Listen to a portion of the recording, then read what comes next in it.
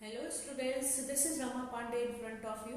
और जो आज हम टॉपिक करने वाले हैं वो है uses of PN junction diode. इस लेक्चर को आप ध्यान से देखेंगे, जिससे अगर कहीं घरों में भी आपको ज़रूरत होती है तो आप इसे अप्लाई कर पाएंगे। इसका यूज हम पहले करेंगे एज अ रेक्टिफायर। एक दिष्टकारी के रूप में हम इसका उपयोग करते हैं।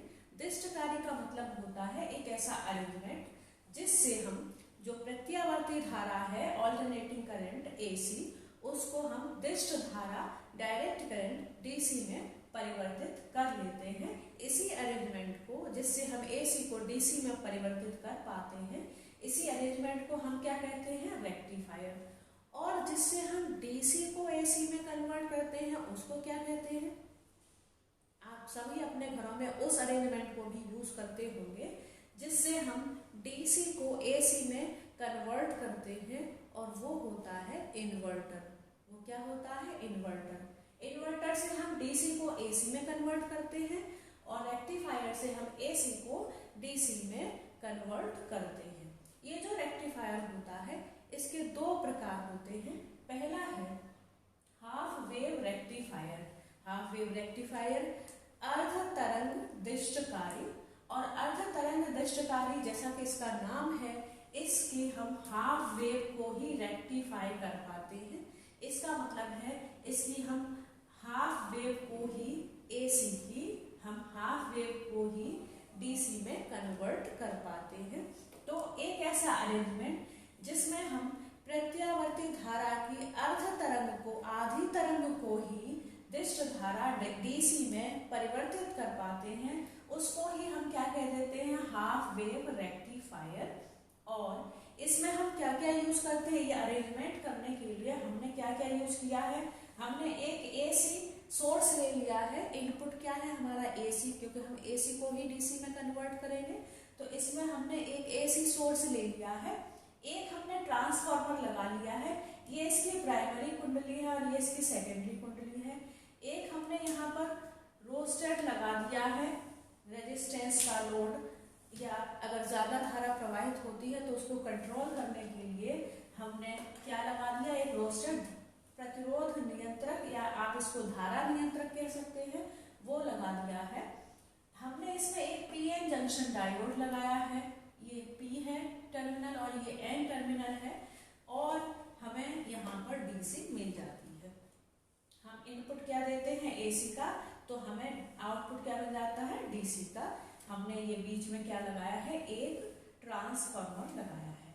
हमने ये अरेंजमेंट करने के लिए एक पीएन जंक्शन, एक ट्रांसफार्मर, एक रोस्टेट लगाया है, और हम क्या करेंगे? एसी को डीसी में कन्वर्ट कर लेंगे।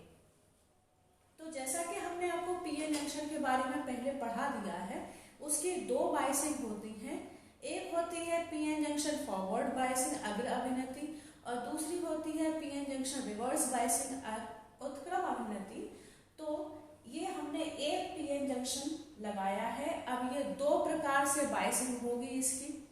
पहली क्या होगी? Forward biasing. दूसरी कौन सी होगी? Reverse biasing. हमने आपको पहले ही बताया है कि जब पीएन जंक्शन फॉरवर्ड बायस्ड होता है तभी उसमें धारा प्रवाहित होती है। जब पीएन जंक्शन रिवर्स बायस्ड होता है तब उसमें कोई धारा नहीं प्रवाहित होती है। ऐसा आपने पढ़ लिया होगा पीएन जंक्शन रिवर्स बायस्ड में और पीएन जंक्शन फॉरवर्ड बायस्ड में कि किस में धारा प्रवाहित होती है और किस में धारा प्रवाहित नहीं होती है। तो हम यहाँ से एसी सोर्स लगाते हैं और उससे हम क्या देते हैं? एसी देते हैं, ऑल्टरनेटिंग करंट देते हैं, प्रत्यावर्ती धारा हम यहाँ से प्रवाहित करते हैं। ये है प्रत्यावर्ती धारा। इस तरह से वेव के रूप में जो करंट है वो फ्लो होती है। ये इनपुट वोल्टेज है जो हमने वोल्टेज दिए हैं, और वो है टाइम, कितने टाइम में धारा प्रवाहित हो जाती है। तो जब हम यहाँ से एसी प्रवाहित करते हैं तो पहले पीएन जंक्शन फॉरवर्ड बायस्ड होता है। पहले जो पीएन संधि है अग्र अभिनति में होती है, और जब अग्र अभिनति में होती है, फॉरवर्ड बायस्ड होती है, तब उसमें धारा प्रवाहित हो जाती है। तब क्या होता है? आधी तरंग जो ये दिष्टकारी है, ये जो अरेंजमेंट है वो कब काम कर पाता है, क्योंकि ये हाफ वेव है, इसमें हमने एक ही पीएन जंक्शन डायोड यूज किया है। तो जब पहले पीएन जंक्शन फॉरवर्ड बायस्ड होता है तब इसमें जो धारा प्रवाहित होती है, जो प्रत्यावर्ती धारा ऑल्टरनेटिंग करंट प्रवाहित होती है, उसको पीएन जंक्शन किस में कन्वर्ट कर देता है, ये जो रेक्टिफायर है किस में कन्वर्ट कर देता है, डीसी में। और जब पीएन जंक्शन दूसरी कंडीशन में, पहली कंडीशन में कैसा होता है, रिवर्स बायस्ड।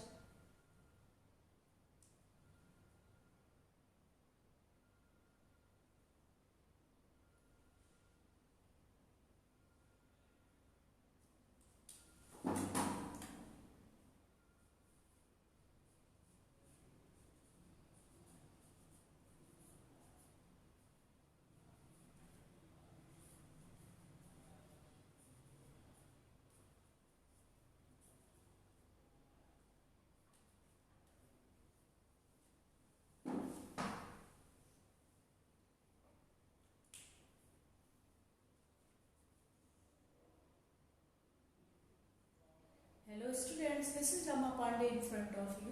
और जो आज हम टॉपिक करने वाले हैं वो है uses of PN junction diode. PN संधि जो हमने बनाई थी उसका हम किस प्रकार से उपयोग कर सकते हैं।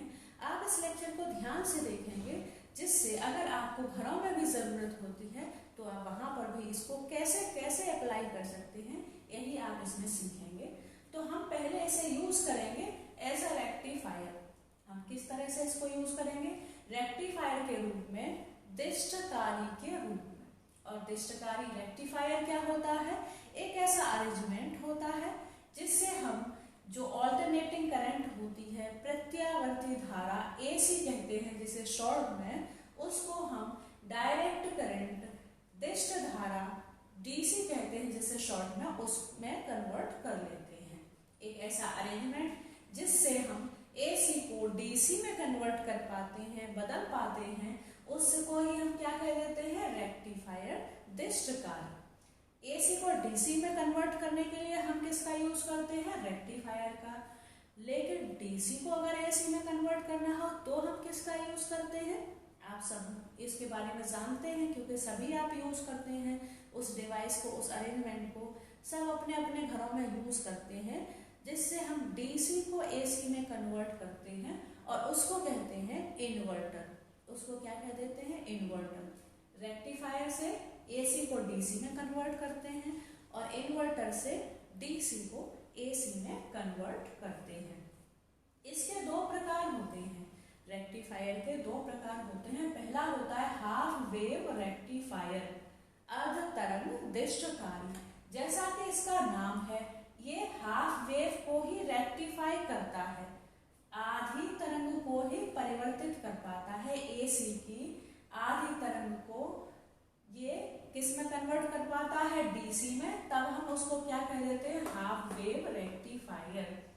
अब इसमें हम इसे ये अरेंजमेंट करने के लिए, इसको तैयार करने के लिए, हाफ वेव रेक्टिफायर को बनाने के लिए हमें किस किस चीज की जरूरत होती है, एक पीएन जंक्शन डायोड की जरूरत होती है, एक ट्रांसफार्मर की जरूरत होती है, एक एसी सोर्स की जरूरत होती है जिससे हम प्रत्यावर्ती धारा दे सकेंगे, और एक हमें रोस्टेट की जरूरत होती है जिससे हम अगर बहुत ज्यादा मात्रा में धारा प्रवाहित हो गई तो सर्किट टूटने के चांसेस रहते हैं, तो हम इससे उसको कंट्रोल कर सकते हैं। इसे हम कहते हैं धारा नियंत्रक, क्योंकि प्रतिरोध का काम क्या होता है, धारा के प्रवाह को रोकना। तो अगर धारा ज्यादा प्रवाहित हो जाती है तो हम इस रोस्टेट से उसको कंट्रोल कर सकते हैं। अब क्या होता है कि जब हम इसको एसी देते हैं, जब प्रत्यावर्ती धारा प्रवाहित कराते हैं, तो पहली कंडीशन में हमने आपको पीएन जंक्शन डायोड के बारे में बताया है, उसकी दो बायसिंग होती है। पहली होती है फॉरवर्ड बायसिंग और दूसरी होती है रिवर्स बायसिंग। और अगर आपने थोड़ा बहुत भी पढ़ा होगा उस लेक्चर में तो आपको ये पता चल गया होगा कि जो फॉरवर्ड बायस्ड होता है, अग्र अभिनति में होता है पीएन जंक्शन, तभी उसमें धारा प्रवाहित होती है। जब वो रिवर्स बायस्ड होता है, उत्क्रम अभिनति में होता है, तब उसमें कोई धारा प्रवाहित नहीं होती। तो वैसे ही इसमें इनिशियली पहली कंडीशन में पीएन जंक्शन फॉरवर्ड बाइस्ड होता है। जब हम इसमें प्रत्यावर्ती धारा प्रवाहित करते हैं तो पहली कंडीशन में पीएन जंक्शन किसमें होता है, अग्र अभिनति में होता है, फॉरवर्ड बाइस्ड होता है। तब ये रेक्टिफायर उसको किसमें कन्वर्ट कर देता है, क्योंकि धारा प्रवाहित होती है फॉरवर्ड बाइस्ड में, तो उस धारा को किसमें कन्वर्ट कर देता है, डीसी में कन्वर्ट कर देता है। यहाँ पे हमें डीसी आउटपुट मिल जाते हैं।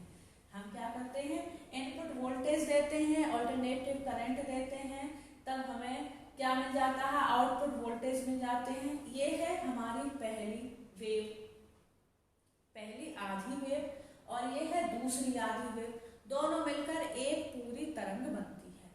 तो पहले जब आधी धारा प्रवाहित होती है, प्रत्यावर्ती धारा की आधी तरंग को ये पीएन जंक्शन जब फॉरवर्ड बायसिंग में होता है तब उसको किसमें कन्वर्ट कर देता है, डीसी में कन्वर्ट कर देता है। तब हमें आउटपुट वोल्टेज यहाँ मिल जाते हैं।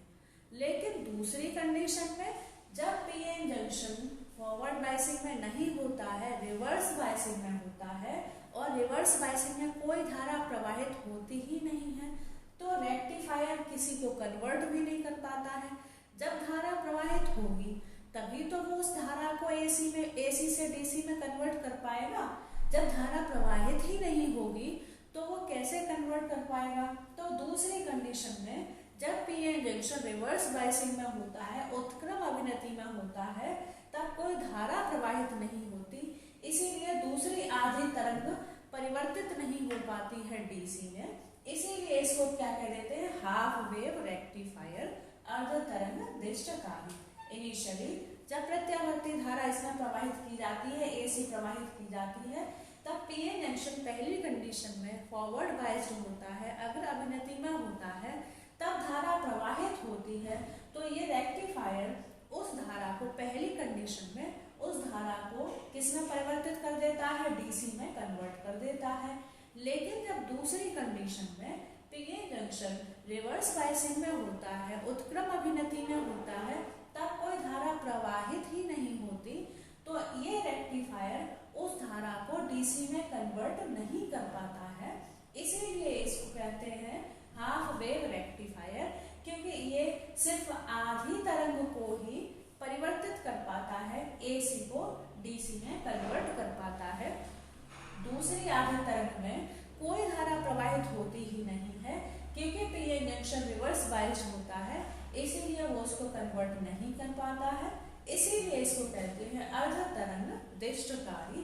ये हमने जो पहली आधी तरंग है उसको कन्वर्ट कर लिया है डीसी में, लेकिन जो दूसरी आधी तरंग है इसको कन्वर्ट नहीं कर पाया है, क्योंकि उसमें कोई धारा प्रवाहित होती ही नहीं है पीएन जंक्शन रिवर्स बायसिंग में।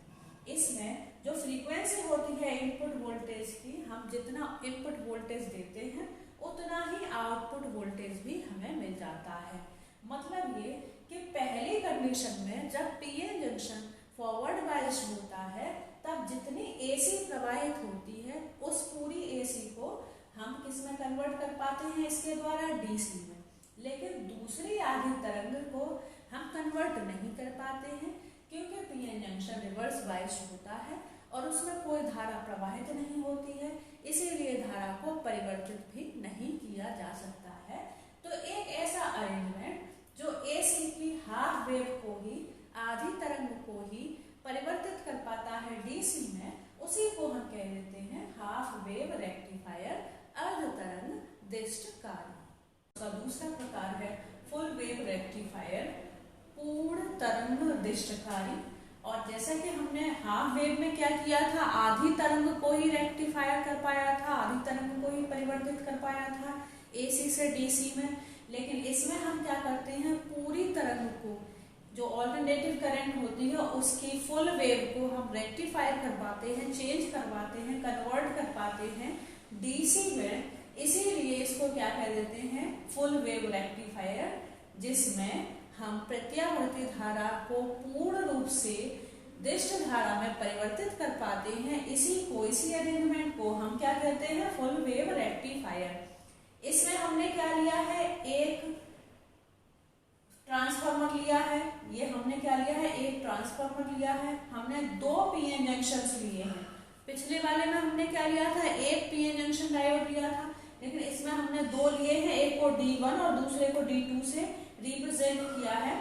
और हमने एक AC सोर्स भी लिया है और एक हमने रियोस्टेट लगा दिया है। किसके लिए लगा दिया है, लोड को कंट्रोल करने के लिए या धारा को कंट्रोल करने के लिए। अब इसमें क्या है, जैसे कि आपको पता है इसमें पूरी तरंग परिवर्तित हो जाती है। पूरी तरंग परिवर्तित करने के लिए ही हमने 2 पीएन जंक्शंस लगाए हैं। अब हम पहले D1 की बात कर रहे हैं। हम किसकी बात कर रहे हैं, D1 की बात कर रहे हैं। तो D1 पहले इनिशियल कंडीशन में D1 होता है फॉरवर्ड बायस्ड में और दूसरी कंडीशन में होता है रिवर्स बायस्ड में। लेकिन जब D1 फॉरवर्ड बायस्ड में होता है तब D2 रिवर्स बायस्ड में रखा जाता है। मैंने कहा कि जब D1 पहली कंडीशन में जब D1 फॉरवर्ड बायस्ड में होता है, अग्र अभिनति में होता है, तब D2 रिवर्स बायस्ड में होता है, उत्क्रम अभिनति में होता है। तब हम जब AC यहाँ से प्रवाहित करते हैं, प्रत्यावर्ती धारा प्रवाहित की जाती है, तो क्योंकि ये फॉरवर्ड बायसिंग में है इसीलिए इसमें ही धारा प्रवाहित होती है। ये रिवर्स बायस्ड होता है इसलिए इसमें कोई धारा प्रवाहित नहीं होती। तब जो पहली आधी तरंग है वो परिवर्तित हो जाती है DC में।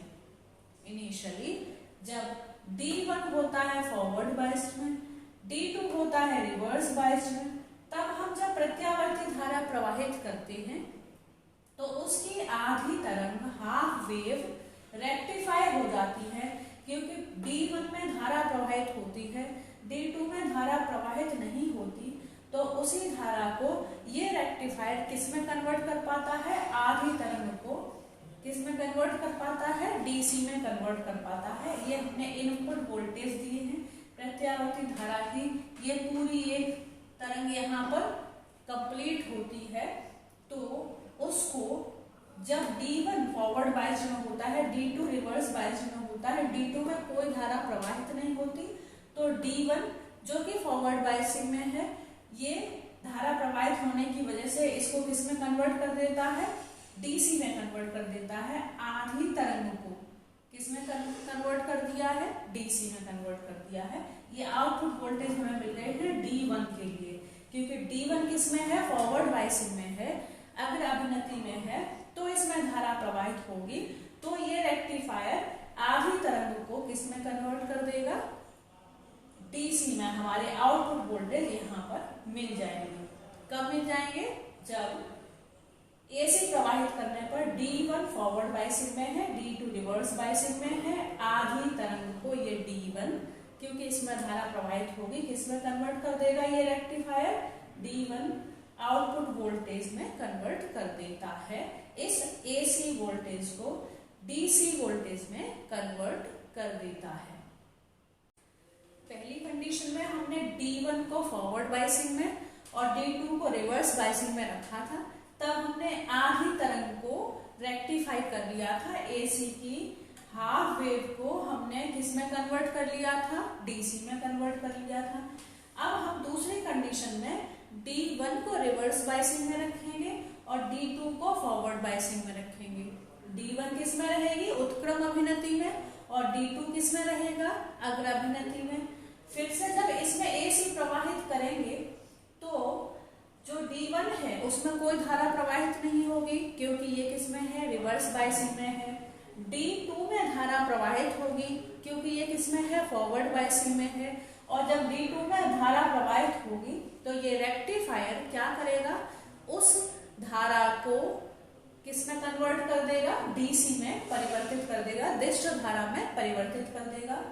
पहली आधी तरंग को D1 ने परिवर्तित कर दिया था जब ये फॉरवर्ड बायसिंग में था, और दूसरी आधी तरंग को D2 कन्वर्ट कर देता है क्योंकि अब सेकंड कंडीशन में ये फॉरवर्ड बायस्ड में होता है, ये D2 किसमें है, फॉरवर्ड बायसिंग में है। तो जो दूसरी आधी तरंग है ये इसको इसमें किसमें कन्वर्ट कर दिया है, आउटपुट वोल्टेज में कन्वर्ट कर दिया है, DC में कन्वर्ट कर दिया है।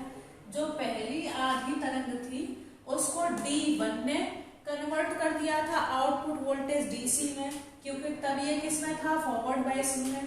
अब जो आधी तरंग है इसको D2 ने कन्वर्ट कर दिया है आउटपुट वोल्टेज में D2 में, क्योंकि अब ये फॉरवर्ड बायसिंग में है। और आपको ये ध्यान रखना चाहिए कि जब तक पीएन जंक्शन फॉरवर्ड बायसिंग में नहीं होगा तब तक कोई धारा प्रवाहित नहीं होगी, और जब कोई धारा प्रवाहित ही नहीं होगी तो आप एसी को डीसी में कन्वर्ट कर ही नहीं सकेंगे।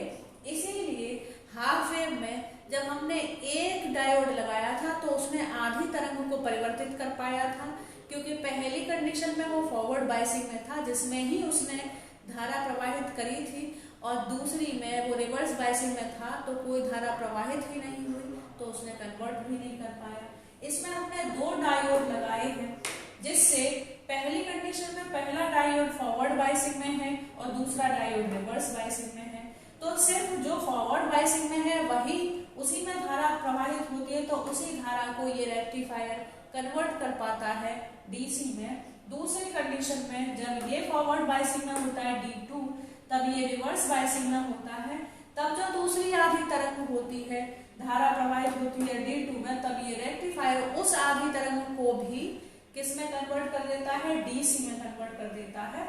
इस तरह से ये पहली आधी तरंग डीसी में कन्वर्ट हो जाती है D1 के द्वारा, क्योंकि ये फॉरवर्ड बायसिंग में होता है, और वैसे ये जो दूसरी आधी तरंग है वो कन्वर्ट हो पाती है D2 के द्वारा, क्योंकि अब D2 फॉरवर्ड बायसिंग में है और रिवर्स बायसिंग में कोई धारा प्रवाहित होती नहीं है, इसीलिए उसको कोई कन्वर्ट ही नहीं कर पाता है। तो ये हमने दोनों तरंगों को, दोनों आधी तरंगों को एक D1 द्वारा और दूसरा D2 द्वारा कन्वर्ट कर लिया है। पूरी एसी तरंग को हमने डीसी में कन्वर्ट कर लिया है। जितनी एसी दी थी हमने पूरी एसी को, दोनों तरंगों को, दोनों आधी तरंगों को कंप्लीट कर लिया है, मतलब एक पूरी तरंग को हमने कन्वर्ट कर लिया है एसी से डीसी में। ये रहा टोटल आउटपुट वोल्टेज। D1 और D2 द्वारा जो हमें आउटपुट वोल्टेज मिले हैं उनको हमने जोड़ दिया, तो टोटल हमें कितना आउटपुट वोल्टेज मिल गया है, हमने पूरी तरंग को ही डीसी में कन्वर्ट कर लिया है। ये हमारी तरंग थी एसी की। अब हमने पूरी तरंग को, इस हाफ तरंग को D1 द्वारा और इस हाफ तरंग को D2 द्वारा किस में कन्वर्ट कर लिया है, आउटपुट वोल्टेज में, डीसी में कन्वर्ट कर लिया है। इसीलिए इसमें जो फ्रीक्वेंसी होती है, जो आवृत्ति होती है of input voltage, input voltage की जो हम आंतरिक वोल्टेज देते हैं उसकी फ्रीक्वेंसी होती है वो बराबर होती है ट्वाइस ऑफ, दोगुनी होती है input voltage, sorry output voltage की दोगुनी होती है। ये जो इनपुट वोल्टेज हमने दिए हैं इसकी फ्रीक्वेंसी कितनी होती है, दोगुनी होती है आउटपुट वोल्टेज की, क्योंकि हमने पूरी पहली आधी तरंग को भी कन्वर्ट कर लिया था और दूसरी आधी तरंग को भी कन्वर्ट कर लिया था। इस तरह से हमने दोनों आधी तरंगों को D1 और D2 के द्वारा कन्वर्ट कर लिया है आउटपुट वोल्टेज में। इसीलिए जो इनपुट वोल्टेज की फ्रीक्वेंसी होती है वो कितनी होती है, दोगुनी होती है आउटपुट वोल्टेज की। हम पीएन जंक्शन डायोड के यूजेस कर रहे थे, जिसमें हमने पहले किया एज अ रेक्टिफायर के रूप में उसका यूज, और अब हम किसके रूप में करेंगे, ट्रांजिस्टर के रूप में। ट्रांजिस्टर एक ऐसा अरेंजमेंट है, एक ऐसी डिवाइस है। ट्रांजिस्टर का मतलब होता है ट्रांसफर रजिस्टर। ट्रांजिस्टर का मतलब क्या होता है, ट्रांसफर रजिस्टर। तो एक ऐसी डिवाइस है, एक 3 एलिमेंट्स डिवाइस है, जिससे हम क्या करते हैं, रेजिस्टेंस को ट्रांसफर करते हैं, उसको ही हम क्या कह देते हैं, ट्रांजिस्टर। जैसा कि आपको बताया गया है, हम किसका यूज कर रहे हैं, पीएन जंक्शन डायोड का यूज कर रहे हैं। आपको ये भी बताया गया है कि पीएन जंक्शन डायोड के 2 बायसिंग होती है, एक होती है फॉरवर्ड बायसिंग और दूसरी होती है रिवर्स बायसिंग। आप ये भी जानते हैं कि फॉरवर्ड बायसिंग में ही करंट फ्लो होती है और रिवर्स बायसिंग में करंट फ्लो नहीं होती। आपको ये भी पहले बताया जा चुका है कि जब करंट फ्लो होती है इसका मतलब ये है रेजिस्टेंस की वैल्यू बहुत कम है, और करंट फ्लो नहीं होती है इसका मतलब रेजिस्टेंस की वैल्यू बहुत ज्यादा है। तो पीएन जंक्शन फॉरवर्ड बायस्ड में करंट ज्यादा फ्लो होती है क्योंकि रेजिस्टेंस कम होता है, और पीएन जंक्शन रिवर्स बायसिंग में करंट कम फ्लो हो पाती है या होती ही नहीं है क्योंकि रेजिस्टेंस की वैल्यू बहुत ज्यादा होती है। तो एक में रेजिस्टेंस ज्यादा और एक में रेजिस्टेंस कम होता है, जिससे एक में धारा ज्यादा प्रवाहित होती है, आसानी से प्रवाहित हो जाती है, और दूसरे में नहीं हो पाती है। तो अगर हम रेजिस्टेंस को ट्रांसफर कर देते हैं, जिधर ज्यादा है उधर से कम साइड में ट्रांसफर कर देते हैं या समान करने की कोशिश करते हैं प्रतिरोध को, तो हो सकता है कि पूरे सर्किट में धारा एक समान प्रवाहित हो। इसीलिए हम क्या बनाते हैं, ट्रांजिस्टर बनाते हैं।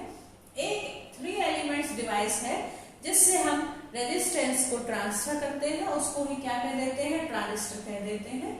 जब हम एक डोप्ड सेमीकंडक्टर की थिन लेयर, एक किसी अशुद्ध अर्धचालक की पतली परत को किन्हीं दो अर्धचालकों की मोटी परतों के बीच में सैंडविच बना देते हैं, तब हम उस अरेंजमेंट को क्या कह देते हैं, ट्रांजिस्टर। जिसमें एक इम्प्योर सेमीकंडक्टर की थिन लेयर को दो इम्प्योर सेमीकंडक्टर्स की थिक लेयर्स के बीच में सैंडविच बना देते हैं, उसी अरेंजमेंट को हम क्या कह देते हैं, ट्रांजिस्टर कह देते हैं। और ये बनता कैसे है ट्रांजिस्टर, हम इसमें मिक्सिंग करते हैं एक पीएन जंक्शन फॉरवर्ड बायस्ड की और एक पीएन जंक्शन रिवर्स बायस्ड की। जब हम पीएन जंक्शन फॉरवर्ड बायस्ड को और रिवर्स बायस्ड को मिला देते हैं, तब क्या बन जाता है, ट्रांजिस्टर बन जाता है। और हम क्यों मिलाते हैं, जैसा कि आपको बताया गया है कि फॉरवर्ड बायसिंग में करंट ज्यादा फ्लो होती है क्योंकि रेजिस्टेंस कम होता है, और रिवर्स बायसिंग में करंट फ्लो नहीं हो पाती है क्योंकि रेजिस्टेंस बहुत ज्यादा होता है।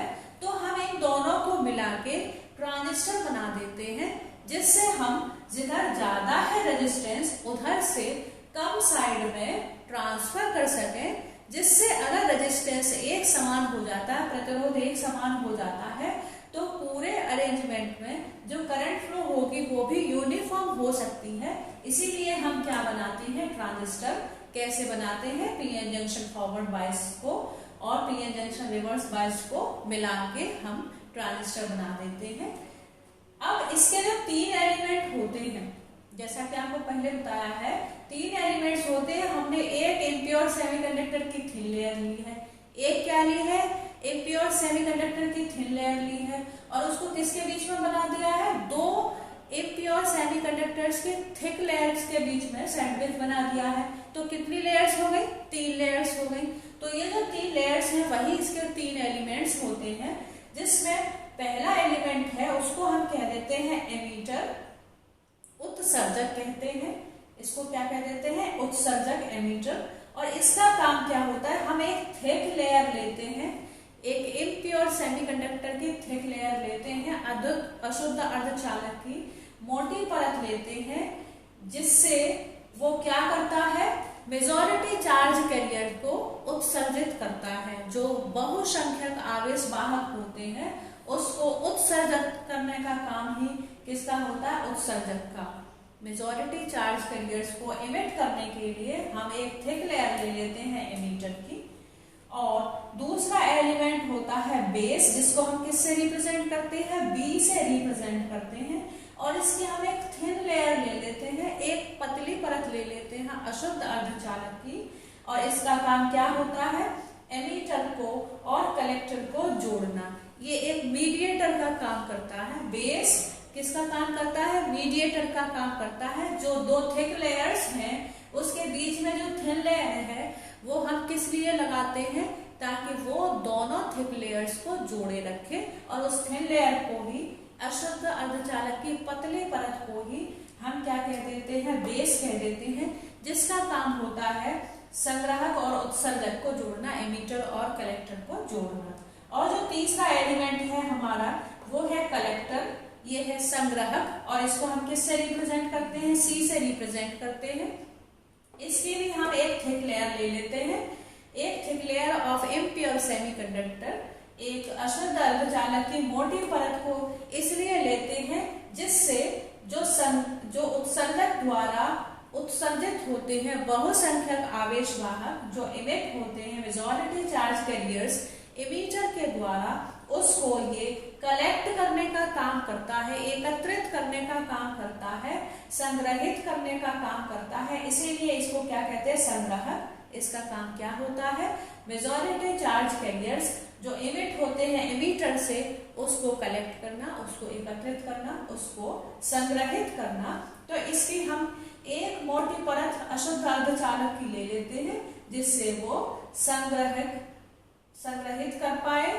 किसको संग्रहित कर पाए, मेजॉरिटी चार्ज कैरियर्स को, बहुसंख्यक आवेश वाहकों को। तो ये 3 एलिमेंट हो जाते हैं ट्रांजिस्टर के। पहला है इमीटर जिसको ई से रिप्रेजेंट करते हैं, इसका काम होता है इमिट करना मेजॉरिटी चार्ज कैरियर्स को। दूसरा है बेस जिसको बी से रिप्रेजेंट करते हैं, इसका काम होता है एमीटर और कलेक्टर को जोड़े रखना, बांधे रखना।